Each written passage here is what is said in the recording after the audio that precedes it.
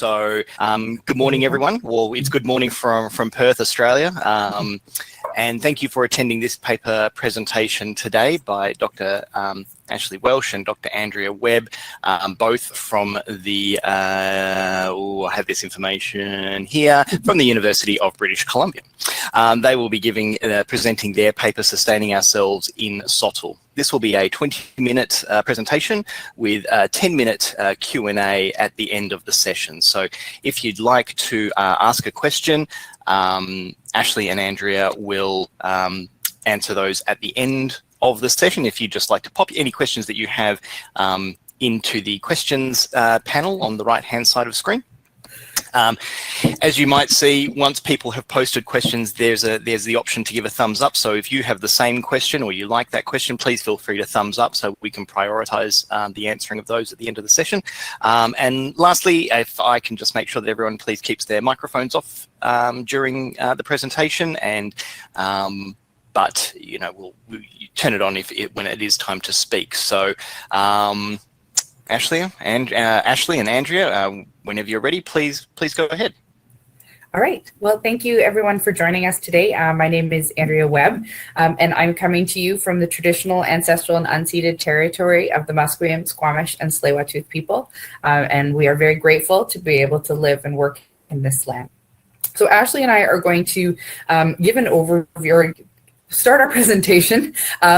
Conference pivoting to an addition, or giving us an additional year, we were really interested in looking at how what we had originally planned to present on could potentially be relevant with the new normal in teaching and learning in higher education. So the original context of our paper was around how we had used conversations to sustain SoTL. And we looked at 3 different phases of our academic careers. From being graduate students, we were in the same cohort for our PhDs together. We both had postdoc positions, and then we moved into early career positions as faculty and staff at the University of British Columbia. And so we were really interested in this idea of the development of our SoTL identity, but also how that connected with our disciplinary identity and how we used our both professional and personal relationships in order to sustain ourselves in our work, specifically as it looked at scholarship around teaching and learning. So for the original paper, we used activity theory. And you will note at the heart of everything that we were talking about is the very center of our activity theory. And so we were really looking at the way that we were interacting with both the written and unwritten rules, the communities, the ways that we lived essentially within higher education, both as people, but also as academics. And so this was a really big part of how we sort of investigated what we did. And if you don't mind going on, we used the idea of narrative self-portraits. And this was a relatively new methodology that we found. And it looked at this idea of having people depict themselves in social situations and how they understand through stories of their life experiences. And we created giant calendars, essentially, color-coordinated calendars of our lives in each of these 3 different phases, and then analyzed all of that through our activity theory.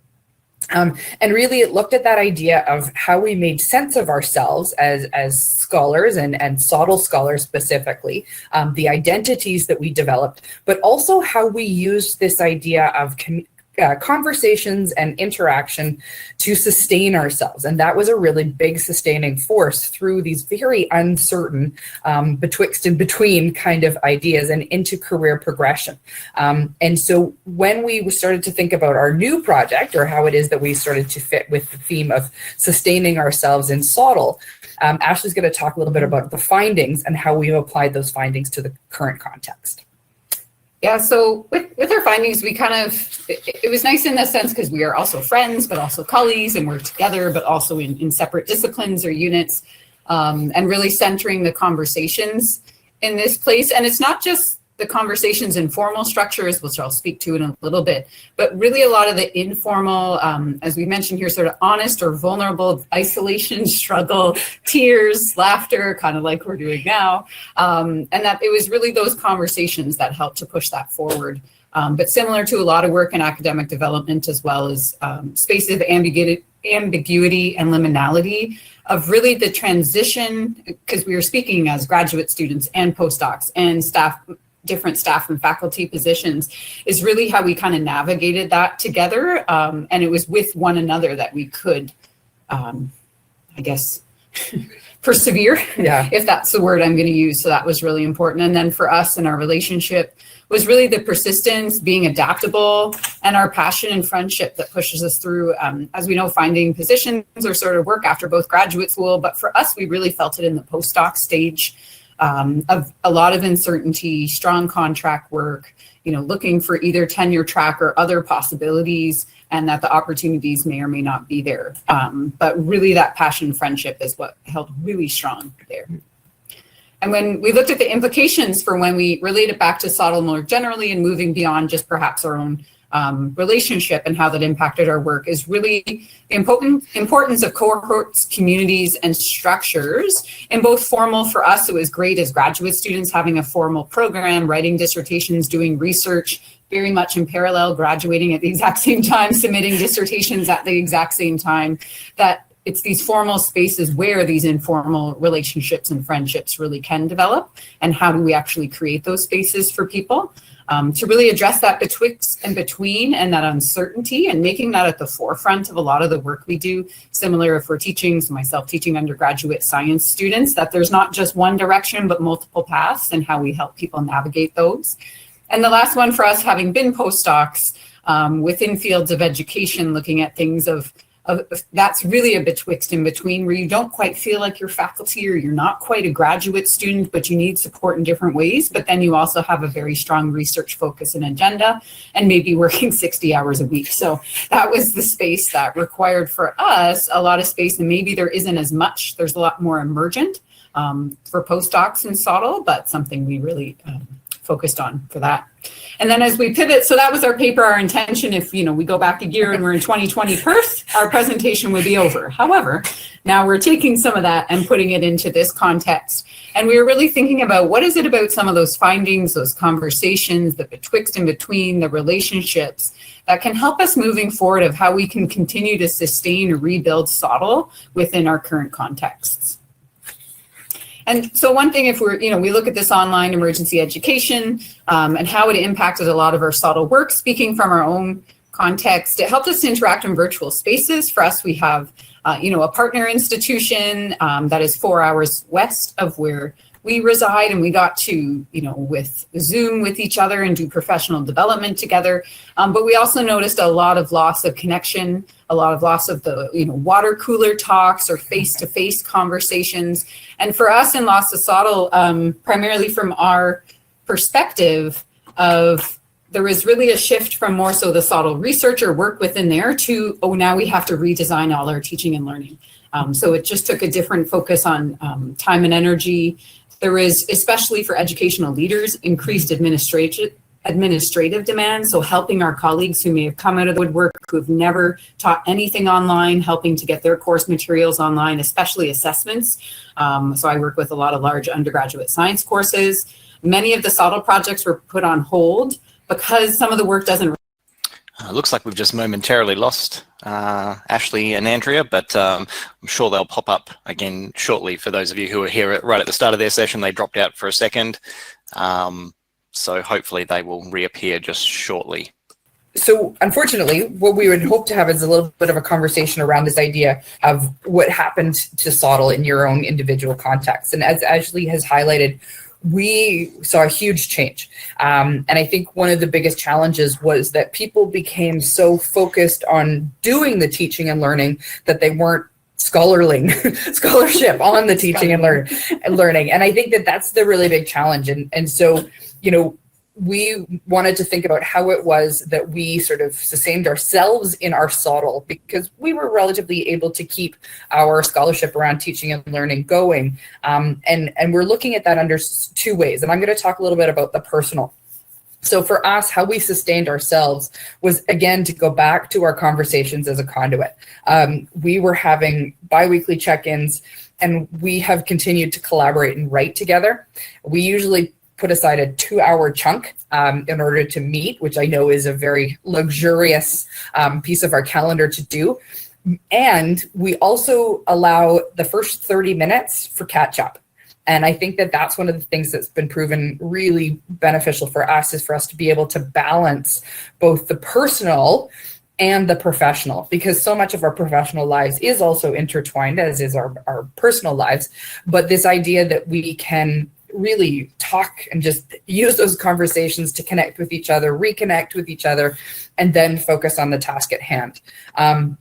I think we also really were comfortable and okay with the idea of being ambiguous and liminal because of our past experiences, both being graduate students and postdocs and really not knowing what was going on and then being able to get ourselves through that, and using the idea of the persistence, adaptability, our passion, our friendships, our coping together. So again, going back to that personal relationship, but also collaborating with each other in formal structures as well. And so if a virtual event came up at the university, we would try and attend either together or have a conversation about it, or attend individually and share at our meetings. And I think that that was also one of the ways that we were using both informal and formal structures to our benefit in order to keep sustaining ourselves through. And sometimes I would be navigating in things over, here, and Ashley would be over here, but we were finding those points of connection still in terms of how we were thinking about our teaching and learning work and being able to share that with each other. That's you. Oh, it is me. Sorry, my mistake. So we also were talking about how it is that we were sustaining professionally.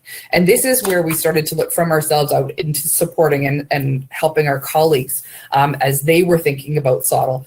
And we really were trying to adopt some of those similar principles, right? How are we connecting with people? How are we taking the time to hear what is happening with them, as well as getting into the business at hand? So thinking again about vulnerability, authenticity, building relationships. And so sometimes that would be having, showing up to a meeting and taking 5 minutes in the meeting to check in with people and see how people were doing before we moved on to other things.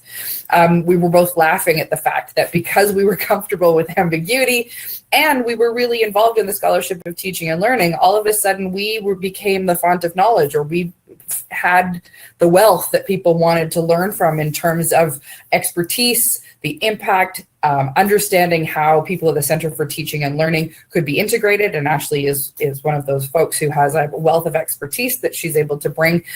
So we were laughing about how the research track faculty members always wanted to be our friends now, whereas they didn't necessarily have the same investment in the teaching and learning previously. But one of the biggest challenges that we saw is that people were continuing to be hired during this time period. And so we have a number of new faculty hires in my area in science, where people who are educational leadership track faculty members like myself. They have SoTL as part of the mandate that they are required to do within their job. It is an orientation, and yet they had no connection to any of the networks within the institution, outside of the institution. So thinking about how we can then take on the responsibility. And it is a fair bit of heavy lifting, right? There is both an emotional as well as professional content that is part of that conversation. Sorry, just to jump in. When we're thinking Ashley, part of this presentation is talking a lot about reinvigorating SoTL. So it's not as though it was entirely lost. And for those of us that it's part of our roles and our work, it's very much there. But how do we reinvigorate and continue to sustain it or push it further? And within our institution, and one of my colleagues, Trish, is here who helps us, but there's a return or again of sort of our institutional SoTL programs and grant funding that we have. We have teaching learning enhancement funds that happen there. And my colleague Trish here helps to run a SoTL program where people get a graduate research assistant for up to 80 hours to help with projects and creating BREBs and such. And so those are kind of back and people, increased interest in those. I have been swamped with meetings with people really looking to fund their educational projects right now. So I think people are ready to perhaps leave aspects of COVID and the pandemic behind and really start to rethink and engage in different ways. And one thing we talk about a lot is through the pandemic, we've built so many new connections, and I think it's important to leverage those and continue those. And in our conversations in the Dean's office with our science education group, really talking about how do we continue that, especially with our other institutions who maybe started coming to some of our professional development. You know, what do we continue to have on Zoom or online, and what do we have in person? How might we do hybrid professional development? Because there's been great collaborations that have come from that. And as Andy mentioned before, this focus on the new faculty hires and supporting their transition. Just this morning, I had a meeting with a faculty member who was hired April of 2020, and so is on campus now, but hasn't met most people, and our campus is extremely large. So we've just done a bit of walking introduction spaces and looking at that. So really focusing on how to help them sort of thrive as they begin. And the last thing is really that we've really talk about is just the importance of having these cohorts, communities, spaces, places, programs for people to meet one another so they can work both formally together, but then develop relationships and friendships such as this. Because without Andy, I don't think I would have finished probably a PhD. I don't think I would have got through being a postdoc in that sense. So it's nice for us to really have, you know, taking the time to touch base with one another and to continue presenting at things like this. Yeah. So with that, we will. Thank you. We apologize with the technical difficulties, and I don't know if we can still hear you. So we might have to do a reboot or some kind of translating. But hopefully that works. Do you think it'd be worth for us to go out and then come back in? Maybe my audio will work then? Yeah. Okay, we'll do that. All right, okay, we'll see. You can start talking amongst yourselves if you want, and we will return. Okay, well, if everyone, if you'd like to, please turn your cameras on and your microphones on, and hopefully Ashley and Andrea can join us for the remaining 10 minutes, and we can have a bit of a discussion. I know that they did want to throw out a discussion question during the middle of their presentation, so maybe we might have an opportunity to do that. But certainly, in my role, I related a lot to the experiences that they relayed, absolutely about, you know, I suppose the loss of connection, but then the real sort of, you know, in another way, sort of really coming together. So keen to hear anyone else's thoughts on the presentation there.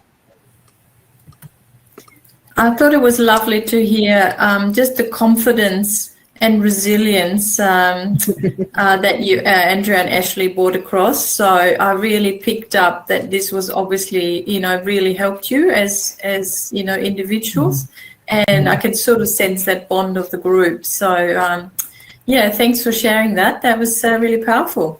Like one of the things that we found was always so interesting is that we wouldn't have ended up together if it hadn't been for the very formal structures, right? That those things exist and what a benefit they can be, because they provide you the opportunity to have that serendipitous conversation with somebody that then has an opportunity, right? And I know that a lot of people have talked about, you know, wanting to have informal learning communities and that kind of stuff. And I think that's really great because there is, in some cases, grassroots that builds, but sometimes there has to be that event that draws you so that you can then make that connection with somebody. And it, you know, essentially Ashley and I never would have met each other in the rest of this institution because we come from the social sciences and humanities. She's from science. We have very different backgrounds. And it was only that formal event, you know, of being in our graduate program together, and the fact that we were interested in maintaining that connection because we felt there was something to learn from each other.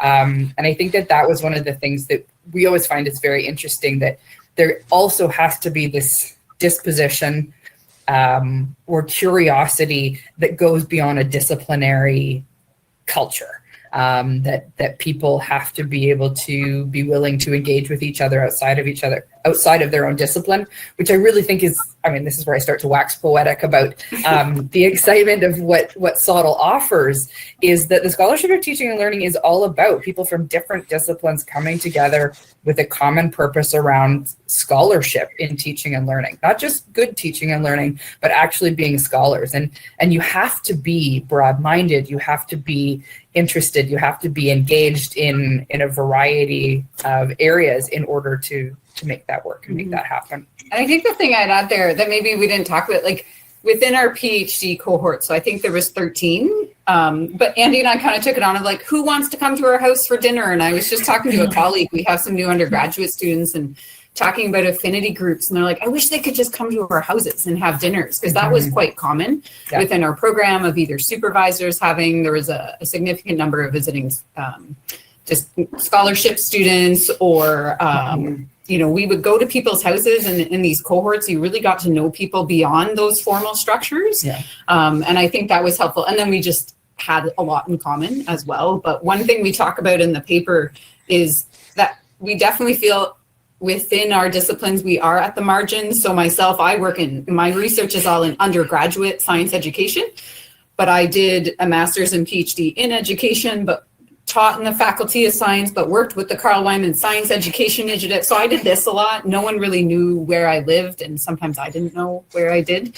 And Andy was similar in hers of, we didn't have that straight and easy path. Like our postdocs were created for both of us because that type of position didn't exist. And similarly, like the position I have now had only started 3. So I am like dual embedded between the Central Center for Teaching and Learning and the Dean's Office in Science to support teaching and learning. So that was also like things were kind of created. Like we were both taking uncharted paths, I guess, is something. So we were, I don't know, frazzled together, I guess. We're lost together. And now we tell everyone, we're like, find a buddy. And then I see someone asked how long we've known each other. So we've known each other 10 years. So it's sort of, we started our PhDs together in 2011. You guys make a dynamic duo, I've got to say. There's a real sense of chemistry and friendship that comes through, even on a webcam. Which is why we're like, this is why for us, I think it was really beneficial for us to be in the same place to do this, because to be disembodied heads, it doesn't really share that. And because so much of our relationship, again, personal and professional, right? It is that blending of the two. And in some cases, I think it can be challenging, right? You get a little bit too embedded in the work side of it. But I do think that one of the things that it's been that coping, right? It's that the safe space to blurt things out and to say things that might not be super comfortable. But also the place where you can go and recoup in order to be brave when you go back out into your institutional culture. And, working in the pandemic has required a lot of bravery from all of us. And I hope that people have the same kind of opportunity to go back and have both that personal and professional relationship that then helps to sustain you through the next step, right? And every time we talk, we're like, okay, we're recamping, we're getting ourselves together, and then we go out on our assaults in various directions. Yeah, and I think the other thing I'd add, like for us, which I'm missing, I was mentioning, sorry, Trish, I keep pointing at your name on the screen. I know you're there somewhere. I was saying, like, I so miss the ISSOTL conferences. It's like the one that I would suggest other colleagues to go. People are so warm, you build networks, and it truly feels also international with some of the people you meet. And so for us, like, we've booked into a hotel for 3 nights because this is happening in the nighttime for us. And it was just making it also both fun, but then also professional in the same sense. So we've really been craving that. We take little vacations when we go to we were just talking about when we went to Melbourne and all the adventures that we had there, which is nice. Perfect. Well, we've got 3 minutes remaining in this session, so perhaps sort of a last opportunity for any of the other participants to perhaps share some reflections or ask a question of our speakers. Anyone like to turn their mic on and share a comment or a question? Yes, Wang Hu. I'm just thinking that you enjoy many advantages. You know each other for quite a long time. You've shared cohort experience. Sounds like you have a very affirming culture. And mostly you are also very committed to one another and your work. It's very challenging for people just starting out, not having that foundations that you have. How does one start, and how do we advise people to start on that kind of positive trip that you are both now enjoying? Think 10 years back. Yeah, we talk about this. So the one we were saying, if there were a place to start, that we felt we would have needed the most. So a graduate program, it already has many structures. Ours, you know, we had courses we had to take, like, and you're kind of committed for at least 4 years per se, but the postdoc or sort of contract or sort of coming in for a project for a few hours and out, that's where sometimes either the community of practice, but for us, the postdocs, it's more if they could share an office. So are there some new people, or as I'm doing these new faculty hires, I'm trying to say, for those that are on campus, can we meet on campus and I take you all for a coffee so you can get to know one another? So I think for us also with our institution being so big, people are very siloed, maybe come in and then can leave. And without, especially in person, you know, when sometimes you're just opening your bag or getting your notebooks ready, you do some of that informal connection. So I think we have to be very like purposeful in how we bring people together. And I know the word community practice is used so often and people just think, oh, it's another meeting. But having it regularly, booking it ahead of time in people's schedules, but trying to help the people who may be either isolated or new to find one another. And for instance, with ours, we have some new faculty and we got the Dean's office to contribute $25 gift cards and we're going to get them all together in December. And so we'll do the facilitation and leave you to have the conversation. Here's some money for a lunch together. So I think there's some little pieces, but really trying to make it so that it has that community feel. People want to come back and they feel seen and heard when they're there. I do think it's also important, though, to have somebody who is, to draw on that same literature, the communities of practice or the landscapes of practice, is to draw on somebody who is a broker. So somebody who can facilitate those kinds of conversations, and hopefully not somebody who's doing it off the side of their desk, but somebody who's doing it as part of the work that they do, or because they think it's valuable, or because they are recognized for doing that. Because there are people, to use the idea of the social capital, who have a lot of social capital, especially when it comes to things like the scholarship of teaching and learning in a particular area. And they are those people who are networked. They are connected to a whole bunch of different groups, and using those networks to say, oh, you're interested in that. I know somebody who's also interested in that. Can I introduce you? Can you have a conversation? Because I think that then it takes time as part of the intake to learn a little bit about people, but then also to connect them to somebody else. All right, going to have to jump in there. As always a lot of good conversation around these things, and I hate to be the one to have to come to say, sorry, everyone. Thank you so much. So please join me in thanking Dr. Ashley Welsh and Dr. Andrea Webb, both from the University of British Columbia, for presenting their papers. Thank you so much for getting the day off to such a wonderful start for me, bringing so much energy from across the other side of the world. And we'd love to see you in Perth at some stage in the future. So thank you very much to both of you, and please enjoy the rest of your day and the rest of the conference. Yeah, thank you for moderating. Excellent moderating.